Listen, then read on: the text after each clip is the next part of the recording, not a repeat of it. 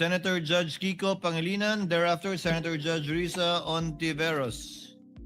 Thereafter, Senator Judge Amy Marcos, thereafter Senator Judge Joel Villanueva. You may proceed, Senator Judge Pangilinan. You have 2 minutes. Thank you, Ms. Witness. Sa usap sa iyong naging karanasan bilang bank manager at government agencies ang tinatransact, gaya ng natanong namin kanina ng ilang mga senador,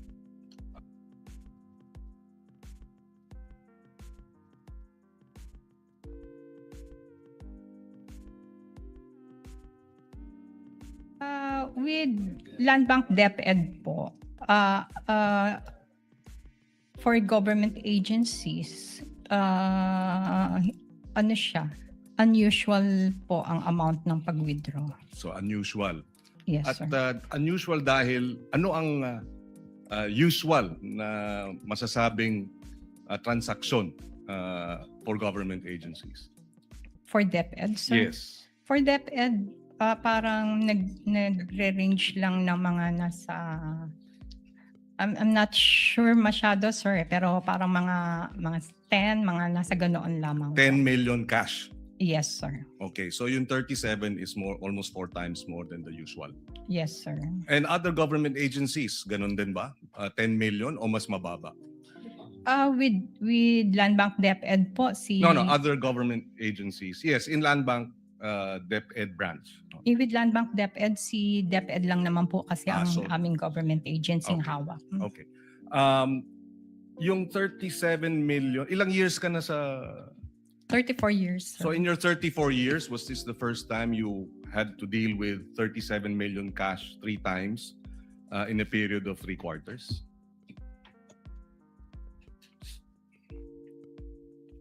With other government No, agencies. with the DepEd. With the DepEd, no, sir.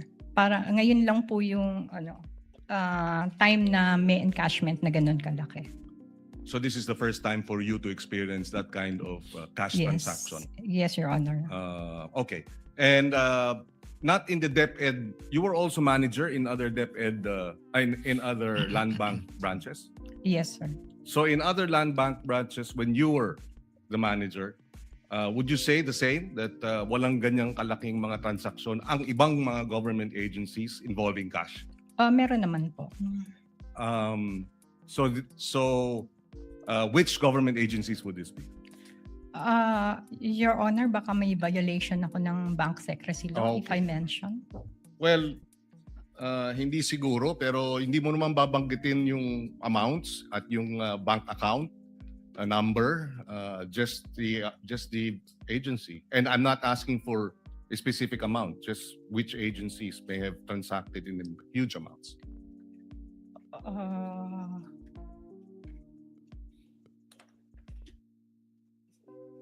I really Well, can't. suffice it to say that what you're saying is, in your previous experience, it has happened, pero dito sa DepEd, it has never happened. In DepEd, Yes, sir. Land Bank. Okay, wala na po akong ibang tanong. Maraming salamat. Thank you, Senator Judge Kiko. Senator Judge Risa Ontiveros is recognized for her interjections. You may proceed, ma'am, when you're ready. You have 2 minutes.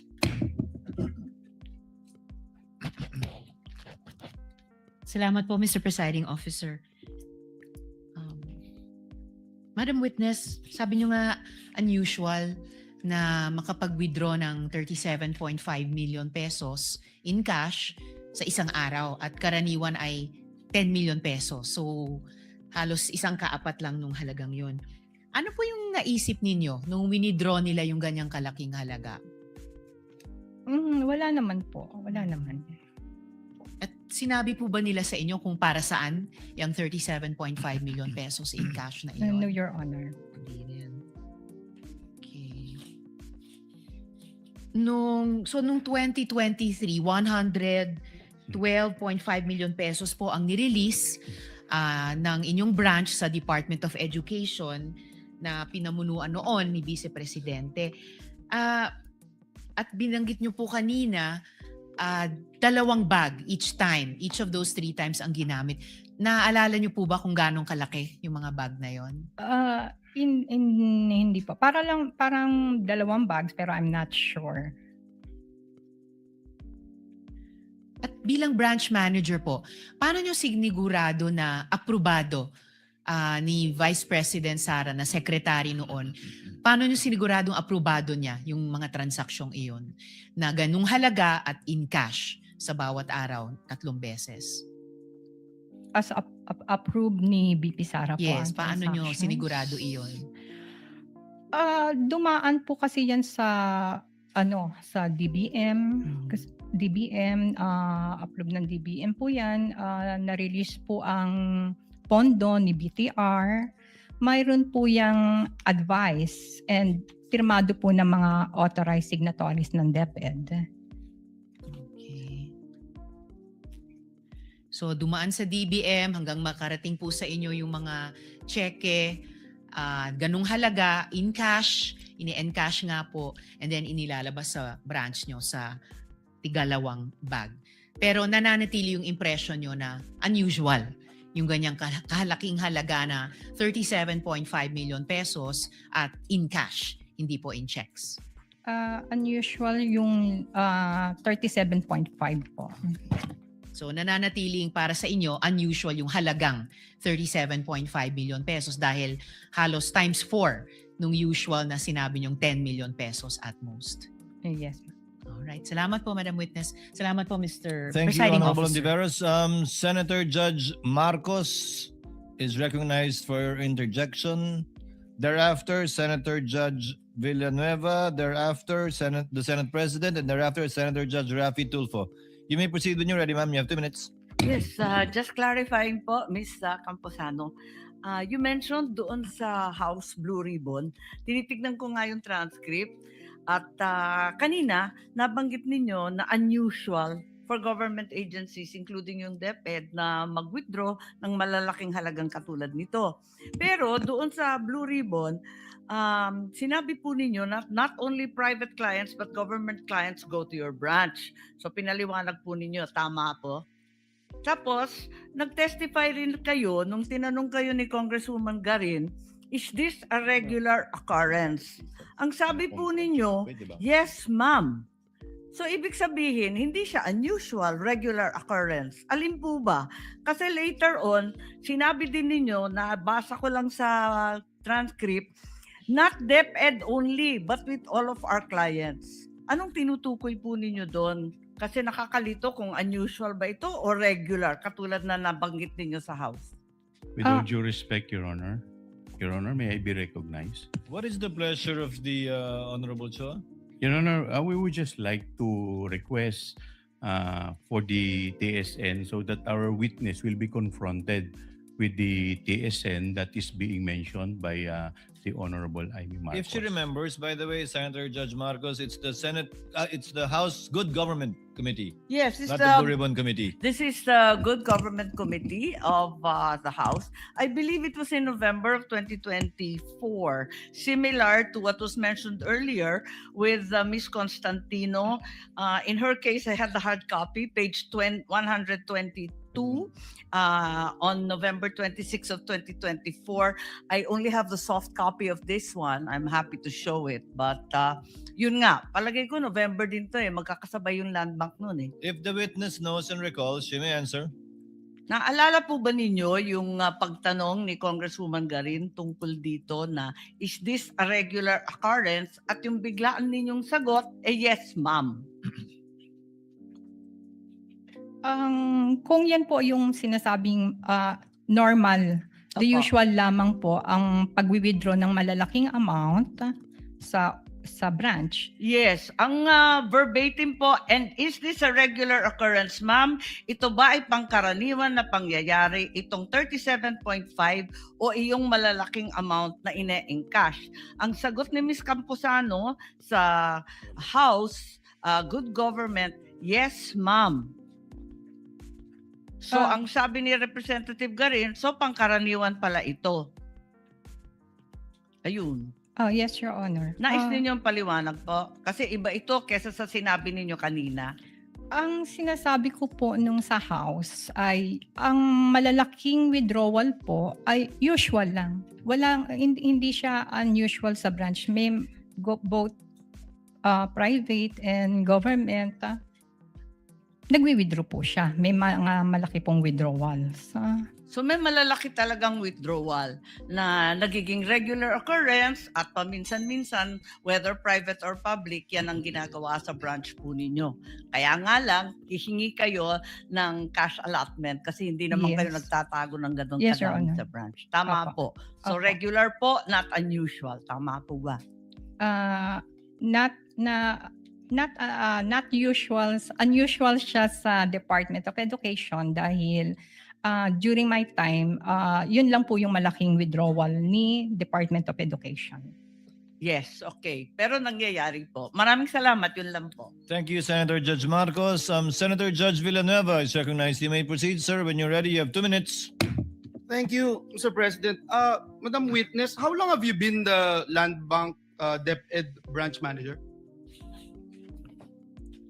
Land Bank DepEd Manager, sir. Nahandun po ako ng May 2022 and hanggang September 2024.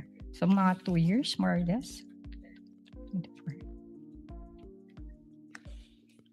Tinanong ko po yun dahil ang kaibahan niyo po doon sa isang bank manager, kayo yung land bank po ng DepEd ay nandun po mismo sa compound ng DepEd. Is that correct? Yes, sir. Kanina po binanggit yung unusual at ano yung usual. Ang sinasabi niyo po bang unusual lamang ay yung DepEd ang nag-withdraw ng cash na ganitong kalaki? Ngunit sa ibang departamento, nakakapag-withdraw sila ng malalaking salapi, kagaya po nung binanggit nyo kanina. Yes, Your Honor. Ito po kaya ay dahil ang DepEd nitong mga taon na binanggit ay nagkaroon ng confidential funds. Is that a correct statement? Hindi ko po alam. Your Hindi Honor. nyo po alam. Tama Yes. po, dahil hindi nyo naman inaalam kung saan po ito. No? Ang trabaho nyo lang po ay, nabanggit nyo nga ho kanina, ang DBM ang nagpo-provide ng funding at ang ahensya naman ng nag-o-authorize ng disbursement. Ang trabaho nyo lang po talaga ay to verify and pay the corresponding instrument. Yes, sir. At yun po yung inyong ginawa. Opo. At tingin nyo po walang pagkakamali kayong ginawa, lahat po ay legitimate, lahat po ay proper. Yes, sir. Comparing po doon sa previous administration, bago po nagkaroon ng confidential funds, wala pong ganitong kalaki na wini-withdraw ang Department of Education. Is that correct? During my time, wala po. Kaya po nabanggit nyo na unusual. Yes. Dito po sa payee naman no ng individual officer as payee, masasabi niyo po ba na usual practice for checks of this nature to be made payable to a designated special disbursing officer who would personally receive the cash? Nagbabago lamang po yung designated officer while the process remained generally the same. Binabayaran po namin kung sino yung payee po ng cheque. Which is a usual matter na nagpapalit. Hindi ko po kung nagpapalit-palit sila. Basta ang ano po namin is kung sino yung payee ng cheque, yun po ang babayaran namin. Kaya nga po, at kung magpalit man ng pangalan, kung sino yung nakasulat. Yes. Last question, when there is a change in the Department of Education Administration or in its authorized officers, yung land bank po ba require updated authorization, specimen signatures, designated contacts and other verification bago nyo po i-process yung transaction? Pagka po nagpalit ang mga authorized signatories po ng isang department, ng isang agency, humihingi po kami ng mga specimen signatures and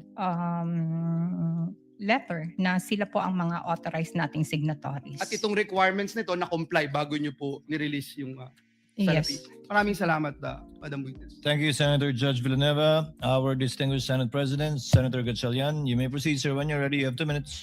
Thank you, Mr. Presiding Officer. Magandang hapon, Ms. Camposano. Just some follow-up questions lang.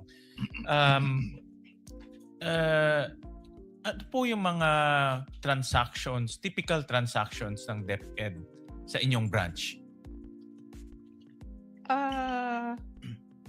Mga encashment po. Anong Usually klaseng mga encashments? Mga encashment po ng usually mga overtimes or whatever po ng mga tao. So mga payroll related. Yes, sir. Yung payroll related ba, cash ang ini-encash nila? Yes, sir. Gaano kalaki yon typically?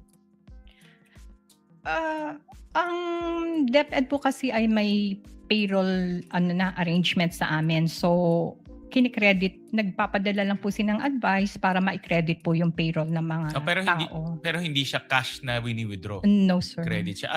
Other than payroll, may iba pang mga ano pa yung mga ibang transactions ng DepEd sa inyong branch? Usually kasi, sir, yung mga ine-encash nila is yung mga overtime pay, yung mga ng mga COS, mga contractuals. Cash yun. Ini-encash Cash. nila. So, ang binibigay nyo sa kanila cash. Yes, sir. Typically, magkano yun? In a month, on the average. So, ito for overtime ng mga empleyado. Tapos cash ang pinapa-encash sa inyo yung check. Tama? Yes, Your Honor. Typically, magkano yun in a month? Nung hindi ko na siya ma-recall pero More or less way lang. below. More or less 10 million, 20 million, No. mga magkano? 5 million, more or less. Baka yung total for the month. Baka For the mga month lang. Oo, mga hundreds lang siguro yun. 100 million? No, 100,000. 100,000. Yes. So 100,000 ang typical encashment for payroll. No, 100,000, 200. Mga ganoon lamang. 100,000. And then, rinig ko kanina na galing kayo sa ibang branch. No? Yes. May experience rin kayo sa ibang government agencies. Meron po. Correct. Meron din ba kayong mga experience na ganito kalaking amount ang ini-encash ng isang government agency? As to amount, hindi ko na rin po siya matanda. Pero ang alam ko po, malaki rin po yung ini-encash ng ibang government agencies. Ganito to a tune of 37.5 million. Around that vicinity. More or less siguro. More or less. So meron ganyan na kayong na-experience sa pag-encash sa ibang branch. Yes, Your Honor. Tama po ba? And then, balik tayo dito sa DepEd. Doon sa pag-a-advise sa inyo tuwing mag-e-encash, gaano kaaga dapat mag-advise sa inyo bago mag-encash? Kung kailangan ng cash. Opo. Usually dapat morning masabihan na po kami. Kasi siguro mga 12 o'clock, magka-cut off na rin po yung cash center namin para i-request din po yun sa... So within 24 hours, dapat ma-advise na kayo? Hindi naman siya 24 hours, sir. Para, Less than 24 hours, pag Yes. nasabihan kayo, mapapadala nyo kaagad doon yung cash na ganun kalaki. yes, may cut off po kasi ang cash center namin siguro around 12 o'clock. So pagka mas later than 12 o'clock, hindi pa rin namin masagot na ma-deliver sa amin yung the following day. Okay. Itong branch niyo particularly para sa DepEd, tama po ba? Yes, sir. Sa inyong pagkaalam sa mga past mga DepEd officials, past secretaries, meron na bang na-encash na ganito ho kalaki? Sa inyong pagkaalam kasi alam ko 2 years pa lang kayo doon. Pero sa inyong mga pag-uusap sa inyong staff? Hindi namin napag-uusapan, sir. Hindi, Ang alam ko lang po is yung stint ko sa DepEd. okay, hindi nyo napag-usapan sa mga subordinates nyo kung may mga ganitong encashment na malalaki? May mga ganun bang pag-uusap kayo? Wala po. Wala naman. Thank you, Mr. President. Thank you, Senate President Gatchalian. Next to make his interjections would be Senator Raffy Tulfo. You're recognized, sir. You may proceed when you're ready. You have 2 minutes, sir.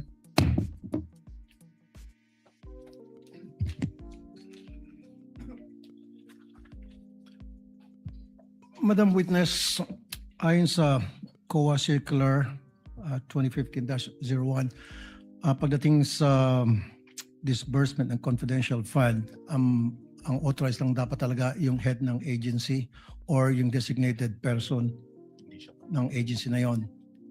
You agree? And in this case, ang SDO is Edward Fajardo. Alam na natin, kanina pa natin pag-usapan. Correct? Yes, sir. Now, anong mga dokumentong sinamite sa Land Bank, DepEd Land Bank para magpapatunay na in fact talagang si Edward Fajardo ang designated SDO?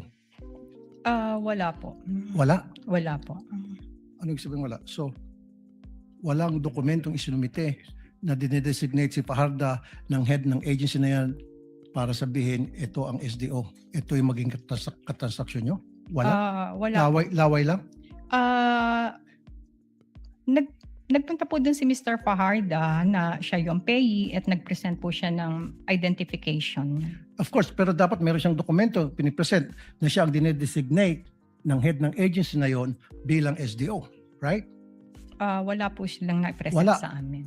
And then you honor it?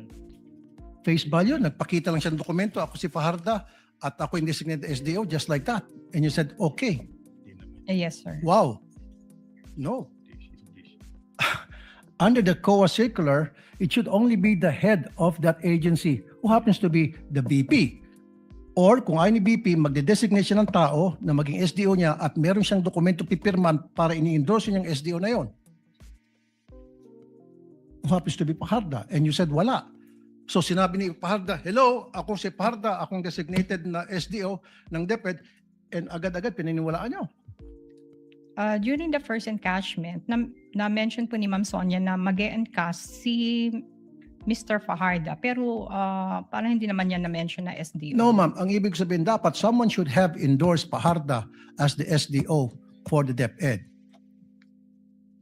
Sabi mo wala. So pumunta lang si Fajarda doon, presenta yung sarili niya, sinabi niya akong SDO ng DepEd, and then sabi niya, okay, sige.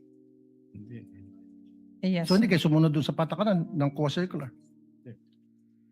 Wala pong na-present sa amin, sir. Wala. Okay, so paano niyo malaman kung si Fajarda talagang authorized na mag-withdraw o makipag-transact ng limpak-limpak na salapi sa Land Bank DepEd? As payee of the check, in-honor na po namin yun. As pay of the check. So sino ang tumatawag sa inyo para sabihin na si Fajarda pupunta dyan at mag-withdraw ng such and such amount of money day before or 2 days before? Si Miss Sonia De Leon po. Sino po si Sonia De Leon? Siya po ang head ng cash division ng DepEd. Okay, siya yung kilala niyong head cash division ng DepEd. Pero you know what, nagtataka pa rin ako na wala kayong hawak na dokumento na nagsasabing si Fajarda ang designated SDO coming from the head of that agency na permado. Wala. Wala, sir. Thank you, Madam. Your Honor. Thank you, Senator Judge Rafi. Actually, the chair would like to make a brief interjection. The payee of the check is Fajarda. Correct, ma'am? Yes, sir. So kung kanino nakapangalan yung check, doon yung ibibigay. Yes. Yung cash o kapalit Yes, Your yung check. Kung SDO man siya o hindi. Pero ayon sa COA circular, SDO lamang ang pwedeng pangalanan ng mga ganyan check. Hindi nyo na po alam yung bagay na yan. Nag-ano lang po kami sa paging ng check, sir. Kung kaninong pangalan yung nakalagay doon, yun po ang sinusunod lang niya. Yes, Representative Chua. Yes, Your Honor. Thank you, Your Honor. Your Honor, the witness has no knowledge as to the designation of Mr. Fajarda and as to the purpose of the fund, Your Honor. As to being SDO, yes. I believe As, you'll be presenting SDO. another witness for that. Yes, we are going to present another witness for that, Your Honor. Thank you, Your Honor. Duly noted. Senator Judge Aquino is recognized. You may proceed, sir, when you're ready. You have 2 minutes. Yes, before my line of questioning, gusto ko lang pong klaruhin rin po, ma'am. Alam niyo po ba na para sa confidential funds yung pondong yan? Hindi rin po, di ba? And you're not required to ask. Yes. Hindi rin kayo nagtatanong talaga. Yes. Okay. Pinag-uusapan ho kasi yung covered, suspicious, pati yung salitang unusual. Sa inyo pong pagkakaalam bilang isang bank manager, ano po bang pinagkaiba ng covered transaction, suspicious transaction? Ang covered transaction po is automatic po yung inire-report sa AMLC. May system po ang Land Bank na ang mga transactions ng bangko na in excess of 500,000 ay automatic na naka-report. Ang suspicious transaction naman po ay pagka mayroon kaming nakita kay malaking amount, kay maliit, basta parang doubtful yung transactions. Kailangan po namin i-report as STR. Okay, Suspicious so transaction. yung covered transaction po, tama po ba na walang human intervention ito? Sa sistema lang po ito? The STR? Sa covered transactions, Covered may wala human po. intervention po ba ito? Wala pong human intervention. System po yan. Ano po ito? Papasok o palabas o encashment o basta kahit anong above 500,000? Yes, sir. Kahit na ano po above, in excess of 500, naka-report po siya. Okay, so we can safely assume that this transaction was covered. Well, you don't want to deduce that, no? Ayaw niyo pong sabihin. Yes. Yung suspicious, sino po ang nagde-determine na suspicious ang isang transaction? Who determines that? Sa amin po, sa branch, pagka po may napansin kami, ako po ang nagre-report niyan din. Kayo po, wala hong ibang pwedeng mag-report or ang branch manager lang po yung pwedeng mag-report? Ako kasi yung nagre-report, ako yung nagsasign ng report. Okay. So, ito po, tinanong ko rin po ito kanina dun sa manager ng Land Bank, pero nais ko lang po marinig rin po sa inyo. Nagkaroon po ba ng suspicious reporting ng transaksyong ito sa AMLA? Hindi po kami pwedeng mag-divulge ng any information regarding sa reporting po ng STR, sir. And nasa batas naman po yan na hindi ho kayo pwedeng mag-divulge. Yes. Yung sinabi niyo po kaninang unusual, iba po yun sa suspicious? Iba po. Okay, can you help me understand ano po yung pinagkaiba ng unusual tsaka suspicious sa inyo pong perspektiba? Unusual meaning kakaiba lang yung transaction pero not necessary suspicious. Okay. Yung suspicious po, tama po ba may eksaktong definisyon yan sa mga batas natin? Yung unusual po ay inyo lang pong pakiwari? Yes, sir. Okay. And kayo po bilang branch manager, ayaw niyo pong sabihin kung ni-report niyo po ito, pero sa inyo pong karanasan, lahat pong nakikita niyong hindi pangkaraniwan, nire-report niyo po ba sa AMLA? Not particularly this case, but in general? Hindi naman po. Hindi lahat ng mga unusual transaction ay nire-report namin as suspicious. Alright. Maraming salamat, Mr. Chan. Senator Judge Ejercito is recognized for his interjections. You may proceed, sir, when you're ready. You have 2 minutes. Yes, thank you, Mr. Presiding Judge. Just a clarification. Ma'am, kanina po nakikinig po ako, no? Ang nabanggit nyo, sabi nyo na ilang beses sabi nyo, unusual po yung 37.5. Madalas, the transaction sa inyo pong branch ay nag-average yan 10 to 20 million. Tama ho ba? Ang aking pagkakarinig. Opo, mga last 10 million. So sa isang karaniwang araw, ano po yung sa inyo pong experience, ano daw po yung pinakamalaking halaga ng cash na inyo pong nailabas sa inyong sangay para po sa isang client, in this case ito pong ahensya na ang DepEd po? Ano po yung pinakamalaking amount? Ito na po ba yung pinakamalaki dahil sabi nyo kanina ay unusual? Pinakamalaki pong amount na nailabas nga po ay yung na-encash is yung 37.5. Ito na po. Opo. So ito yung nagsimula nung kailan po ito nagsimula yung ganitong withdrawals, yung ganitong kalaking amount? Anong pong February, sir? Ito na po, last question, Mr. Presiding Officer. Nangyayari po pa ba itong ganitong kalaking amount, ganito kalaking halaga na withdrawal sa ngayon? Ay, during my time, wala na po yung. Yun lang pong tatlong yun. Yung tatlo lang. Well, hindi na po nasundan. Wala na po. That's all. Thank you. Thank you, Senator Judge Ejercito. If there are no other senator judges who wishes to make interventions, Chair would like to make a few. Ms. Camposano, ma'am, tama po bang translation ito? Unusual sa Tagalog, kakaiba.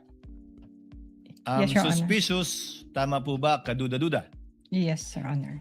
Sang-ayon sa AMLAC, yung kaduda-duda dapat i-report, pero yung kakaiba, hindi kailangan i-report.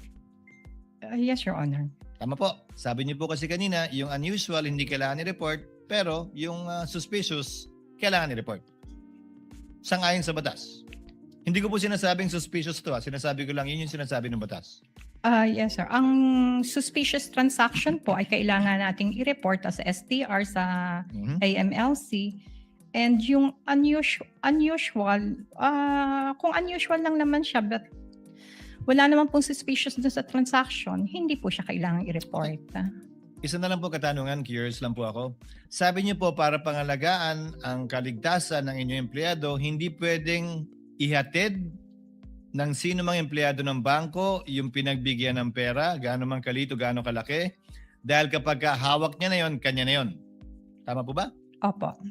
Ibig sabihin po ba nun, pag na-withdraw na yung pera at hawak na ng depositor yung pera, pag may nang hold up ng bangko, matapos niyang mahawakan yung pera, saan na ho yung mawawalan, di na kayo? Ganun po ba yan? Hindi. Sa praktikalang usapan. Gayun din, paglabas niya ng bangko nyo, na hold up siya doon, hawak niya na eh. Wala na kayong pakialam, di ba? Kaya kayo may polisiya yung gano'n na bawal magatid. Dahil nga, pag hawak na niya, kanya na yon. Opo. Kanya na yon, pananagutan niya na yon, wala na kayong pakialam. Ano man ang mangyari doon? Yes, Your Honor. Mawala man yon, nakawin man yon, hold upin man yon, labas na kayo doon. Yes, Your Honor. That would be all, Ms. Camposano. Are there any other interjections or interventions by any of the Senator judges? One quick question. The Senate President is recognized. One quick question, Mr. Presiding Officer. Ms. Camposano, nasabi niyo kanina unusual. Pero may nasabi rin kayo kanina in your past experience na may government organization na naglabas ng pera ganang kalaki rin. Bakit unusual po sa DepEd pero hindi unusual dun sa government organization na yun? Usually kasi pa yung mga ibang agencies po para normal na from na naglalabas sila ng ganoon. Ito pong kasing sa DepEd kaya ko po nasabing unusual is ito lang pong tatlong to ang nangyari. So in other words, doon sa ibang government agencies, madalas sila ganito kalaking amount ang lumalabas. Regular yun. Opo. Sa DepEd, hindi regular. Yes, Your Honor. Thank you, Mr. President. Senator Judge Lacson is recognized for his intervention. You may proceed, sir, when you're ready. Thank you, Mr. Presiding Officer. Further clarification lang. Binabasa ko po yung Anti-Money Laundering Act. Wala naman pong kaduda-duda nun eh. Either covered or suspicious. Pag covered, may threshold. Maski hindi suspicious, kailangan report kung above the threshold amount, which is 500. Wala po sa batas yung kaduda-duda eh. Either it's suspicious or covered. Yes. Transaction. Ang ano kasi yon, sir, pagka ang covered transaction, automatic pong naka-report siya as covered transaction Above the threshold. in excess of 500,000. Sa suspicious transaction po, parang nagkaroon po tayo ng doubt, di ba? And then inimbestigahan po natin at yung pong sa investigasyon natin ay hindi siya pumasa. Suspicious pa rin po siya. So that's when kami magre-report as suspicious transaction. Pero there's no such thing in the law na doubtful or kaduda-duda. Unusual. It's just covered or suspicious. So parang nagduda ka and inimbestigahan. Walang middle layer, ibig sabihin. Yes. Pag above the threshold, tapos covered institution, like casinos, real estate, automatic i-report nyo kasi covered Yes. institution. Yes. Ngayon, ordinary depositor, pumunta sa bangko, nag-deposit o nag-withdraw ng more than 500, that's above the threshold, it becomes a covered transaction. Yes, sir. So wala akong kaduda-duda. Yes, sir. Suspicious lang. Wala yung middle. It's either you categorize it into covered or suspicious. Wag na ho tayo mag-usap ng kaduda-duda or unusual pala, sorry. Wag na natin pag-usapan yung unusual. Either kaduda-duda lang or covered. Yes, sir. Thank you. Senator Judge Villanueva for his second round. Yes, no, Mr. President, just a short interjection. I was looking at the BSP circular number 1215. And in this circular of the Bangko Sentral ng Pilipinas, it says here, a transaction is considered unusual when it shows patterns that are inconsistent with the account owner's usual behavior, is not commensurate with the known business or financial capacity of the account owner, or deviates from the account owner's profile. So, naintindihan niyo po ito when you say unusual, di po ba? Pumapasok po dito sa BSP circular.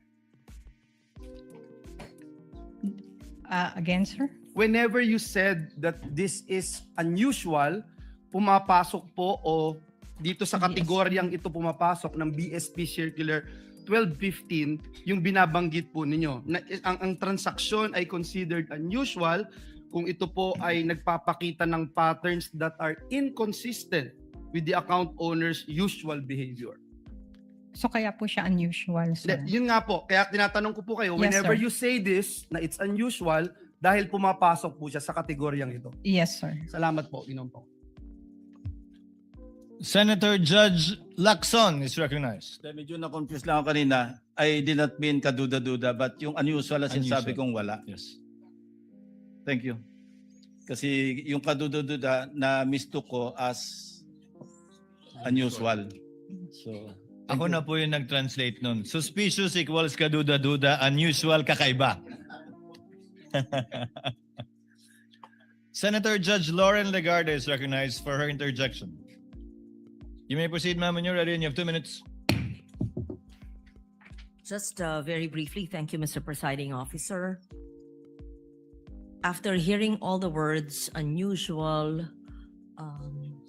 suspicious, illegal, but I just wanted to understand, Ma'am Camposano, matapos po maging subject ng congressional inquiry ang mga transaction na ito, nagsagawa ba ho ang Land Bank ng anumang internal review kung paano hinanda, na-authorize, or na-release ang cash?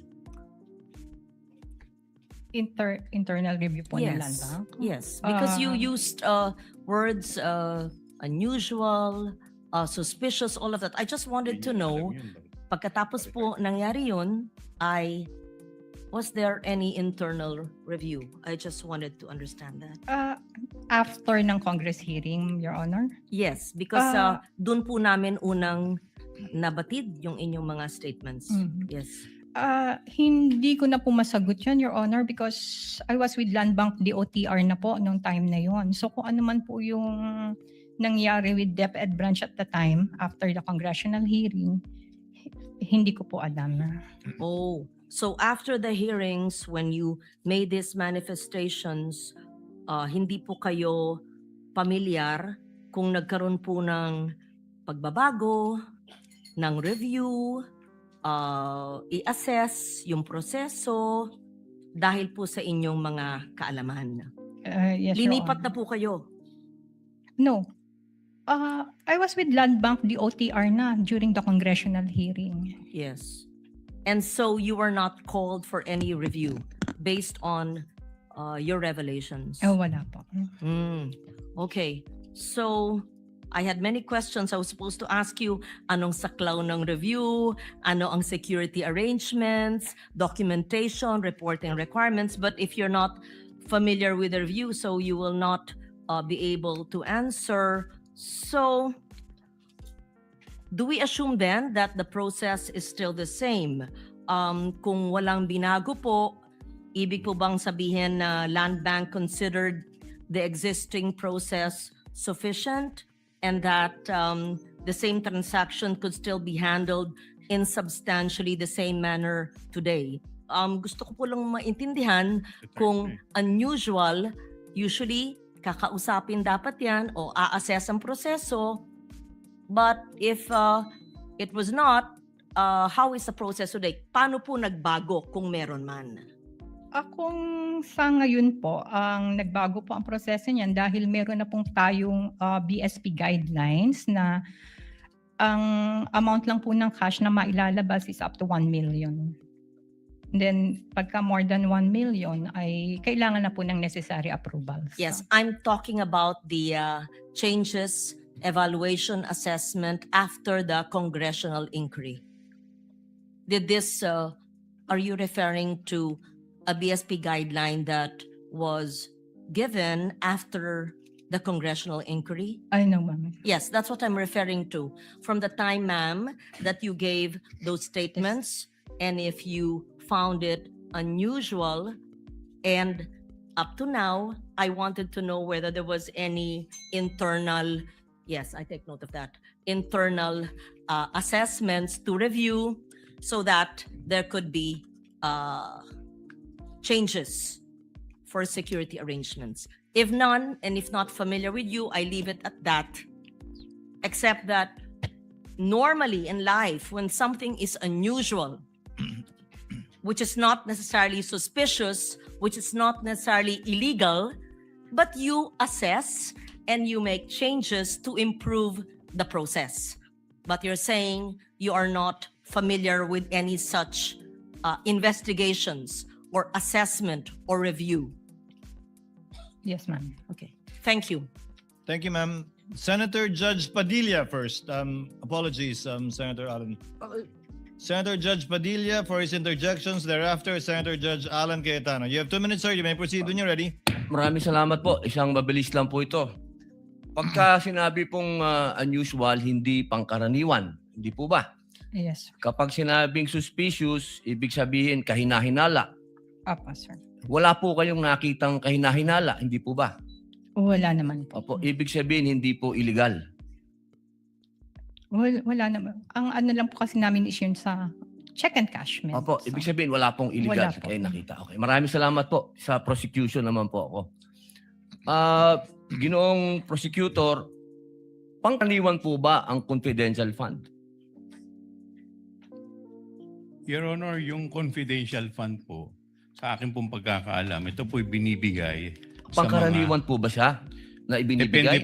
Depende po sa mga government agency at saka So head hindi ng po siya agency. pangkaraniwan kasi depende. Tama po. Salamat po. Thank you, Senator Judge Padilla. Senator Judge Alan Cayetano is recognized for his interjections. You have 2 minutes, sir. You may proceed when you're ready. I think most senators already clarified, but just a little bit more. Magandang hapon, Madam Witness. Afternoon, sir. So, are you familiar with confidential or intelligence or discretionary funds? No, sir. Yeah. So, yung usual or unusual, depende kung saan ka naka-assign. Kasi for example, kung sa Malacanang ka naka-assign and parating may intelligence funds ang Malacanang, and whether, I don't know how much they usually withdraw, whether it's 25, 50, 100. So if they always do it, then it's usual, right? Yes, sir. If they don't, if it's just a one time that year, oh, unusual, bakit suddenly, right? So whether it's you or the previous witness, ang tinatanong lang namin kung usual sa branch niyo. Di ba in your case kasi you've been assigned to different branches handling different agencies, but not all agencies have confidential funds. So Yes. so yung pag tinanong sa usual, you're just being honest kung again, kung if it's usual or not usual or unusual, right? Yes, Or sir. put it another way, di ba? If you're a kind of person that you love everyone, then I'm first time ko pumunta sa branch mo, I love Alan, then it's usual. Di ba? Sabi nga ni Tom Jones, it's not unusual to be loved by you. Di ba? Kung yun yung usual. If you're the type of person naman that you don't like anyone, then suddenly I go to your branch, sasabihin naman ng mga tao doon, ma'am, medyo unusual, ba't mo nagustuhan siya? Di ba? So I think yun din yung isang clarify ni Senator Tulfo, ni Senator Lacson, etc. na iba yung suspicious and covered kasi may legal implications yon. Yung usual, unusual, we're just trying to get to the truth of what's happening here. So the other point what I want to make is that siguro sa prosecution ko na to itanong dahil we're all legislators here, Honorable Chua, no? Is it usual for DepEd to have confidential funds? Your Honor, I believe that this is the first time that Yes. DepEd received confidential Yes, funds, Your in fact, here in the Senate, in caucus, ako lang halos ang nag-object. I think 2 lang kami o 3. Ang sinabi ko nun sa chairman namin ng Committee in Finance, if the Vice President needs that amount, let's put it all in OVP. Same amount na nire-request niya kasi at least dun usually naman talaga meron kasi nga or pwede kasi vice president siya eh. And then kung siya ay nasa Security Council or kung siya ay nasa any law enforcement, ang argument ko noon, if you put it in DepEd, paano pag napalitan yung secretary, will we continue it, etc. So anyway, I just agree with the other senators here that as we go along, let's help the public understand the difference between covered, suspicious, and usual, unusual. Para lang walang conclusions that are made that are prejudicial to either the prosecution or the defense. Thank you. Thank you, President. Thank you, Senator Judge Cayetano. There being no other senator judges who wish to make interjections, Ms. Camposano, you are excused, ma'am. Thank you very much for your time and your cooperation. Salamat po sa inyong pakikilahok sa pagdinig na ito ng impeachment court. You are excused, ma'am. On the part of the prosecution, may I know who are your witnesses for next week's trial? Your The Honor, lead prosecutor is recognized. Your Honor, and in response to your question, we are requesting for the issuance of subpoena duces tecum and subpoena ad testificandum for the following witnesses. 1. Roderick C. Wamil, former state auditor of COA ICFAO. Address is Commission on Audit, Central Office Compound, Commonwealth Avenue, Quezon City. 2. Ms. Silene May L. Del Campo, present state auditor of COA ICFAO with same address. 3. Ms. Marivic Pareja, Director of House of Representative Legislative Information Resources Management Department, Batasang Pambansa Complex, Batasan Hills, Quezon City. Your Honor, these 3 witnesses are intended to be presented on August 3, August 4, and August 5 trial schedules. In that order. Yes, Your Honor. Honorable Luistro. So first Roderick, next Silene, and third would be Marivic. That's correct, Your Honor. The clerk of court is directed to issue the corresponding subpoena ad testificandum, subpoena duces tecum to the aforementioned witnesses at the aforestated addresses of the witnesses mentioned by the lead prosecutor. So ordered.